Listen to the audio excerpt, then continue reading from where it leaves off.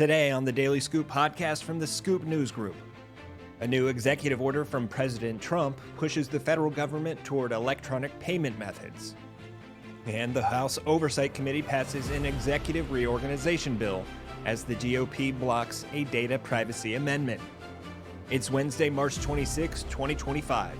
Welcome to the Daily Scoop podcast, where you hear the latest news and trends facing government leaders. I'm the host of the Daily Scoop podcast, Billy Mitchell. Thanks so much for joining me. Let's dive into the day's top headlines. The federal government will shift from paper-based payments to electronic methods. Part of what the White House said in a Tuesday executive order is an attempt to cut costs and reduce fraud. President Donald Trump's executive order on modernizing payments to and from America's bank account requires the Treasury Department to phase out paper check disbursements and receipts by September 30th. That includes intragovernmental payments, benefit payments, vendor payments, and tax refunds. Federal agencies will be expected to transition to electronic funds transfer methods, including direct deposit, prepaid card accounts, and other digital options. The order states that, quote, the continued use of paper-based payments by the federal government, including checks and money orders, flowing into and out of the United States General Fund, which might be thought of as America's bank account, imposes unnecessary costs, delays, and risks of fraud, lost payments, theft, and inefficiencies. Moving forward, all payments made to the federal government should be processed electronically as soon as practicable, per the order.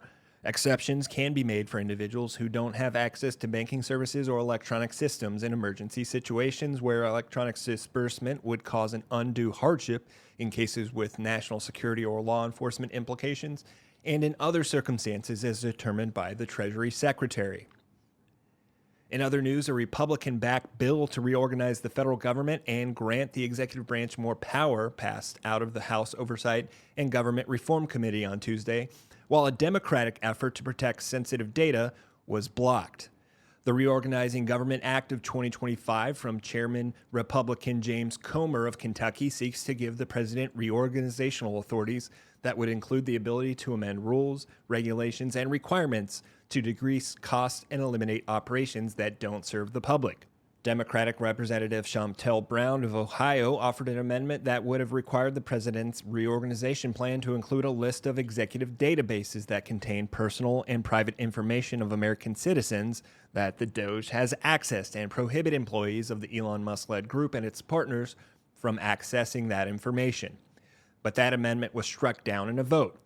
Comer called Brown's amendment, quote, another attempt by committee Democrats to misconstrue what this bill does, and use the markup to rant about the Trump administration's work to eliminate Washington waste and reform the unchecked federal bureaucracy.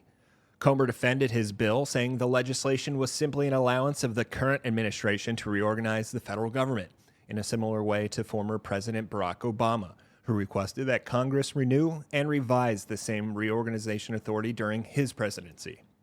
For more news at the intersection of the federal government and technology, make sure to visit fedscoop.com. The Daily Scoop podcast is available on all podcast platforms. If you've already rated the podcast on your platform of choice, thanks so much. High ratings and good reviews of the show help more people find it. The Daily Scoop podcast is a production of the Scoop News Group in Washington, D.C. Adam Butler and Carlin Fisher help put the show together, and the entire Scoop News Group team contributes.